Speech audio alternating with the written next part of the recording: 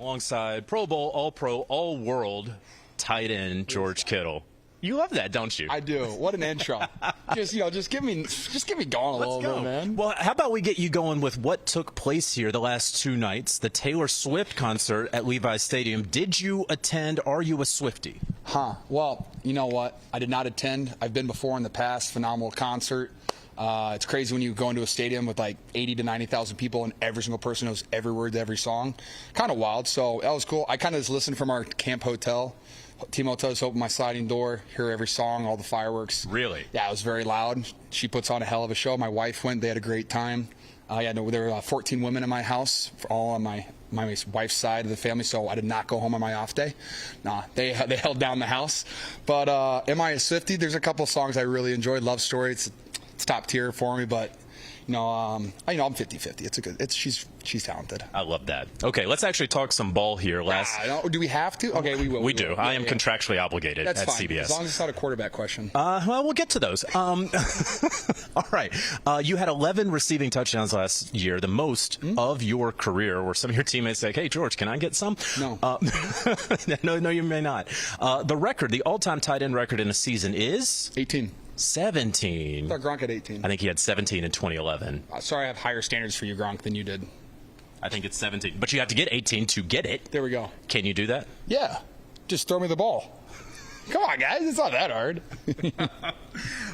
It did take 40 years for someone to break Mike Ditka's record. It's going to take you a little bit. Well, didn't he do that in like 12 games, too? Yeah, in 1961. That's crazy. Man. All right. So let's actually talk real ball, and I am going to ask you about the quarterback and Brock Purdy. I can't imagine. 3 minutes. Yeah, well, we got Taylor Swift out of the way. I took the under. Brock Purdy. Yeah. And I can't imagine you knew him very well this time last year.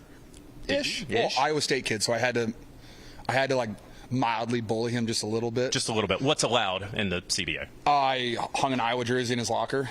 That's about all I did. That's it. What's been your relationship? What's been the evolution of your relationship with him? Back at OTAs, I like to get a relationship with all my rookies, whether it's just like having a conversation with them, just trying to get to know them, try to let them know, like, hey, I'm here for you if you need anything, ask questions. And Brock was a guy instantly that could kind of talk smack back to you if you chirp each other a little bit. He was there every single morning. His locker's kind of close to mine too, so you're engaged with him all the time. So had a relationship with Brock, from the start. And it just kind of grew throughout that, seeing him kind of tear apart our defense all of last year on the scout team, which was really fun. And then, when he stepped in as a rookie, middle of a Miami Dolphins game facing cover 0, hey, he didn't even blink. Just stood in the pocket, delivered footballs, and just had a great time out there. So when you're playing along with a guy who has that much fun and that much energy, gets the whole team going too. So our relationship we're having fun, scoring a lot of touchdowns with him. It's been a good time. You mentioned that defense, and in talking with Fred Warner right here earlier, he was like, it's kind of like playing with a Pro Bowl team every day out there. Is that the same for the offense, and do you feel like you're going up against a Pro Bowl defense every day? Yeah, I've been going against one of the best defenses in the NFL ever since 2019. Especially you got Fred out there. Unfortunately we don't have Bosa right now, but hey, he'll be here soon enough. You got Hufanga back there, Gibson, Charvarius Ward, Trey Greenlaw, our whole D line. Like, we got so many moving parts out there that can really make some big plays. And so when you're going out there and against these guys, you're getting top tier quality reps against every single person, as long as you view them as like their game reps. You're not going out there going through the motions. And I think we've had 4 really good practices. Iron sharpening iron, that whole punchline. But we really are. I think the guys are really taking it in stride. We're protecting each other, but we're working really hard. And pads come on tomorrow, so it's going to get even more fun. You mentioned, of course, how great things have been over here since 2019. Do you believe in championship windows? Is that real to you? That's what everybody tells me. All I know is that as long as I'm here and as long as I got a good defense and I got Kyle Shanahan, I feel like we had an opportunity to win. So whatever the window is, window isn't, I don't really care. I'm just going to show up and play football every single day until they tell me I can't play anymore. You guys are obviously good on paper to anyone who has watched a game of football before. Mm-hmm. You guys also aren't shy about saying, yeah, we know we're good, but that's not enough. Why is that? Why are you guys so comfortable just being like, yeah, we're pretty good? Look at our defense, look at our offense. We got Pro Bowl, All-Pro players kind of everywhere. We have a fantastic head coach. We have a great staff. Works really hard, gets us in positions to win football games. We win a lot of football games.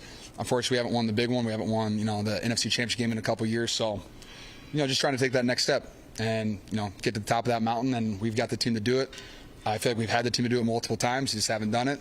That's why it's the NFL. There's other good players on other teams, other good coaching staff. So I feel like it's a great year so far. We started out hot so far, these camp practices. So just looking forward to just keep stacking days at a time, and season will take care of itself. Perhaps a little bit of a philosophical question then. Ooh, all right.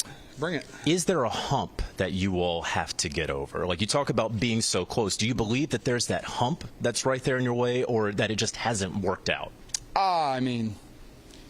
There's ups and downs all around. There's hills you got to get to. When you win the Super Bowl, you're at the top of the mountain for those 6 months. We haven't been there yet. So whether it's getting to the top of the mountain, whether it's getting over the hump, whatever you guys want to say, we just got to win at the end of the day. And however we do it, we're going to do it. If we don't, we don't. We have to do it again. There it is. All-world tight end, George Kittle. Thanks so much. You're so nice, dude. That's crazy. Great work there, Jonathan. And not only does George Kittle have some of the best flow in the NFL, he has some of the best stats for tight ends. When you look at the most receiving yards per game among tight ends since 2019, Kittle, 65.9, right behind Travis Kelce. Then you got Darren Waller and Mark Andrews. So Kittle going strong, headed into year 7 of his NFL career with the San Francisco 49ers.